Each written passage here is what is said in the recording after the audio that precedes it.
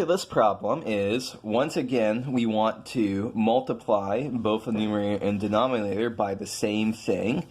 And in this case, that thing is going to be cosine theta plus 1. Because when we do the numerator, we are going to end up with, so this will be a difference of 2 squares here. So we get cosine squared theta minus 1 over sine theta times cosine theta plus 1. And so now, what is cosine squared theta minus 1? Well, we know that cosine squared theta plus sine squared theta is equal to 1. So rearrange. Cosine squared theta minus 1 is equal to minus sine squared theta. And so now we can plop this in as minus sine squared theta over sine theta times cosine theta plus 1.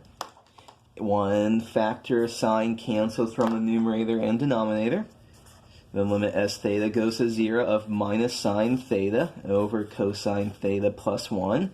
And now we are finally in the form. We got rid of that sine theta in the denominator. Sine theta was going to 0 as theta went to 0, so that was bad. We got rid of that.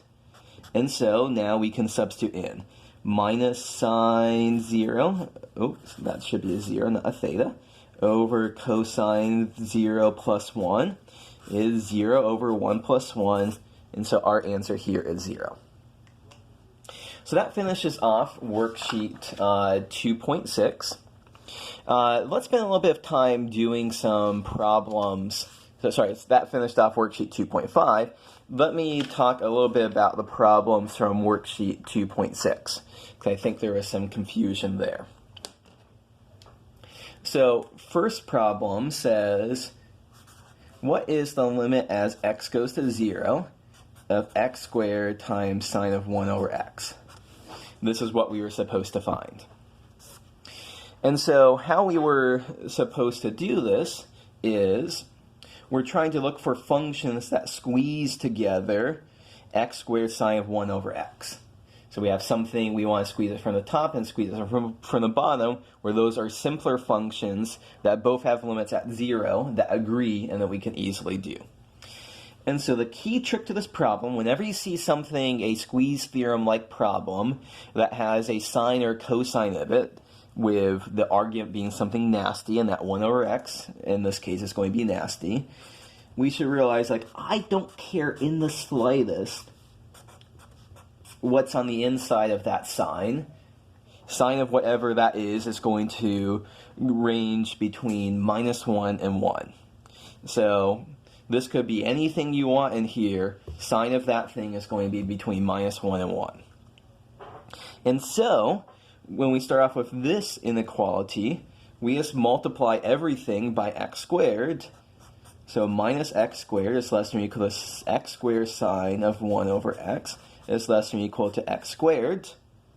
And now we see that the limit as x goes to 0 of minus x squared is equal to 0.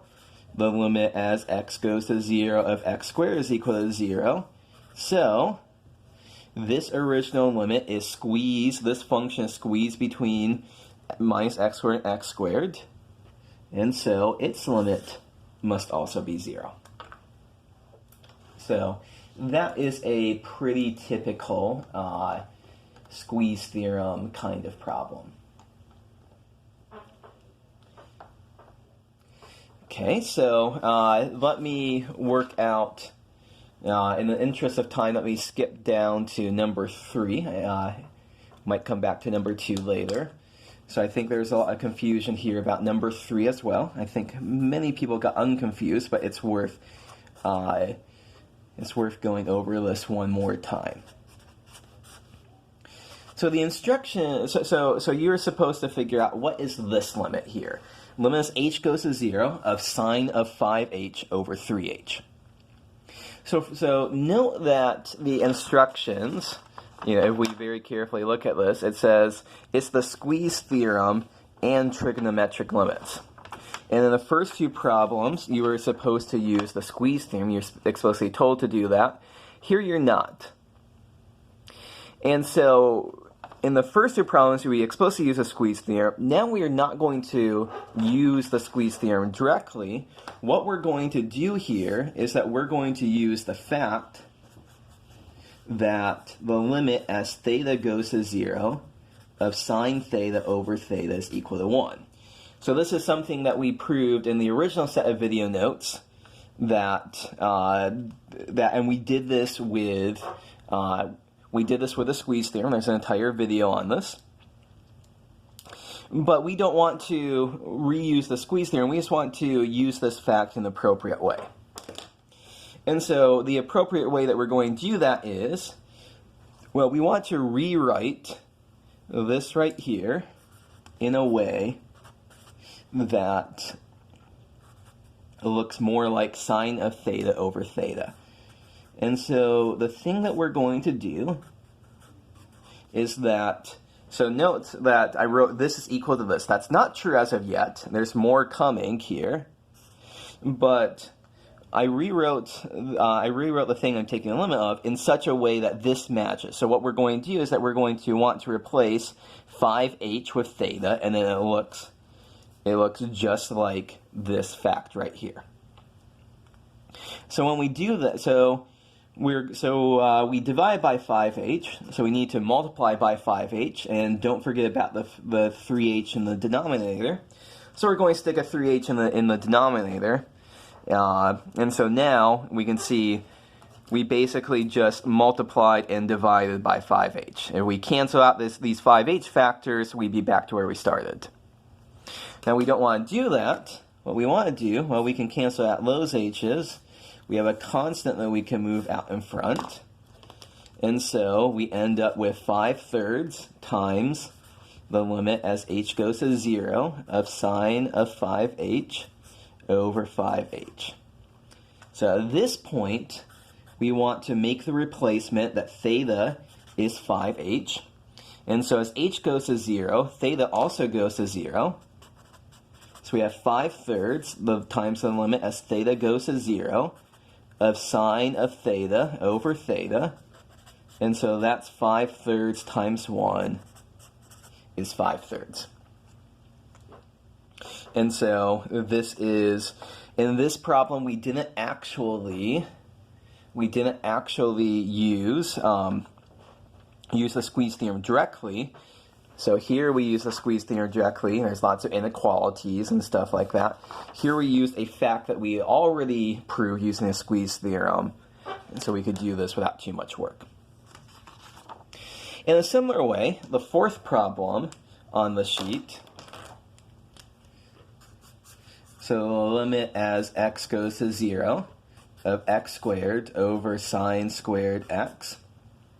So we once again want to use the fact that the limit as theta goes to 0 of sine theta over theta is equal to 1. And so correspondingly, if we can use the power law for limits to say, well, the limit as theta goes to 0 of sine theta over theta to the minus 1 power is 1 to the minus 1 power. Well, 1 to the minus 1 power is just 1. The limit as theta goes to 0 of theta, sine theta over theta to the minus 1 power is theta over sine theta. So what's this upstairs? This is limit as x goes to 0 of x over sine theta, sine x, times x over sine x. And so, this is, we can use product rule or power rule. Either one would do the trick here. Each one of these limits is going to be 1. Because these are the exact same thing, only we've replaced theta with sine, with x here. So 1 times 1, so our answer here is 1.